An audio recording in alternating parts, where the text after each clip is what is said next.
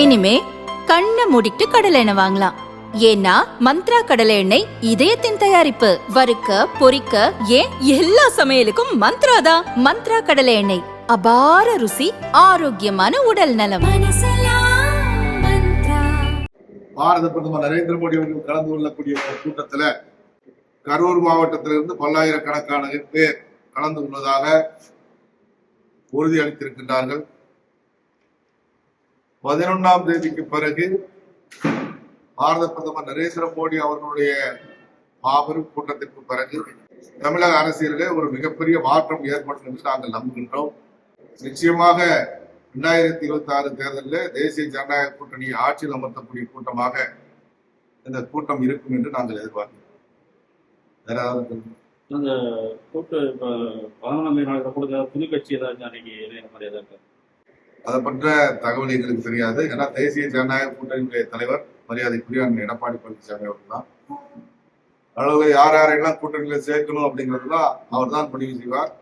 பிறகுதான் தலைமையில விஜய் வரதா 70% பேச்சுவார்த்தை முடிஞ்சிச்சு.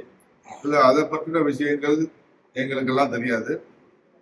தேசிய ஜனநாயக கூட்டணியுடைய தலைவர் மரியாதைக்குரிய எடப்பாடி பழனிசாமி அவர்கள் எங்களுடைய மாநில தலைவருக்கும் எங்களுடைய தேசிய தலைவர்களுக்கு மட்டுமே தெரியும். எங்களுக்கு அதை பத்தி எந்த தகவலும் கிடையாது. அதனால அதை பத்தி கருத்து சொல்றோம். என்டிஏ தலைமையில கூட்டணி ஆட்சி அமையும் அப்படின்னா அவர் சொல்லல. தேசிய ஜனநாயக கூட்டணி ஆட்சி அமையும் தான் சொல்றாரு. தேசிய ஜனநாயக கூட்டணிங்கிறது எங்களுடைய கூட்டணி, அவ்வளவுதானே. நாங்க பிஜேபி அதுல நாங்க ஆட்சியில் பங்கெடுப்போம்னு என்னைக்காவது பேசியிருக்காங்களா? எங்களுடைய ஆட்கள் துணை முதலமைச்சராக வர போறாங்க, அமைச்சர்களா வர போறாங்கன்னு யாராவது சொல்லியிருக்காங்களா? அது மாதிரி எந்த கருத்துமே இது வரைக்கும் தெரியப்படுது. தேசிய ஜனநாயக கூட்டணியுடைய ஆட்சி ஏற்படுத்தணும் அப்படிங்கிறத எங்களுடைய நோக்கம்.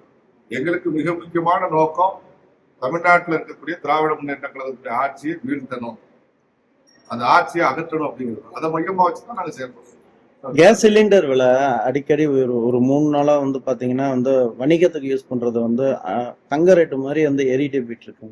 தங்க ரேட்டு மாதிரி எல்லாம் ஏறல. கடந்த காலத்துல உங்களுக்கு அடிக்கடி விலை உயர்வுகள் இருந்துச்சு. இப்ப எல்லாம் விலை உயர்வுகள்லாம் விலை உயர்வுகள் கட்டுப்படுத்தப்பட்டு நிரந்தரமா பெட்ரோல் டீசலா இருக்கட்டும், கேஸ் சிலிண்டரா இருக்கட்டும், நிரந்தரமா விலை நிர்ணயிக்கப்பட்டது மாதிரி ஒரு சில ஆண்டுகள் இருந்துச்சு.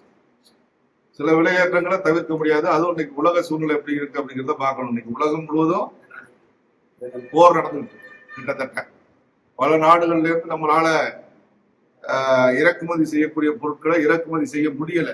இந்த காலகட்டத்துல மத்திய அரசாங்கம் மிகச்சிறப்பா அவர்களுடைய நிர்வாகத்தை நடத்துறதுனாலதான் இன்னைக்கு ஒரு நிலையான ஒரு பொருளாதார நிலையில இந்த நாடு இருந்துச்சுன்னா அது அரசாங்கத்துடைய சிறப்பான செயல்பாடு. புதிய ஆளுநரை தமிழக பாரதிய ஜனதா கட்சி வரவேற்கிறது. ஆளுநர் மாற்றங்கிறது இயற்கையானது. எல்லா ஆளுநர்களும் நிரந்தரமா ஒரு மாநிலத்துக்கு ஒரு ஆளுநரே போட்ட முடியாது.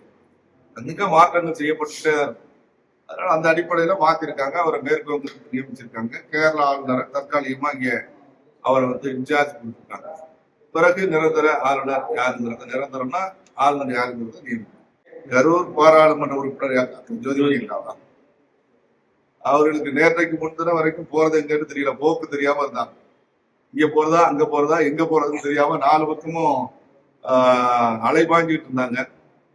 அப்புறம் கடைசியா இறுதி கட்டத்துல இப்ப திராவிட முன்னேற்ற கழகத்தோட ஐக்கியமாகிட்டோம், அதனால நம்ம கூட்டணி வெற்றி பெற்றணும் அப்படிங்கிற நம்பிக்கையில அவங்க பேசுறாங்க.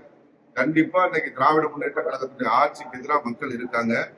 நீங்க எந்த கூட்டணி அமைச்சாலும் சரி, அந்த கூட்டணி இந்த தேர்தலில் தோல்வியும்.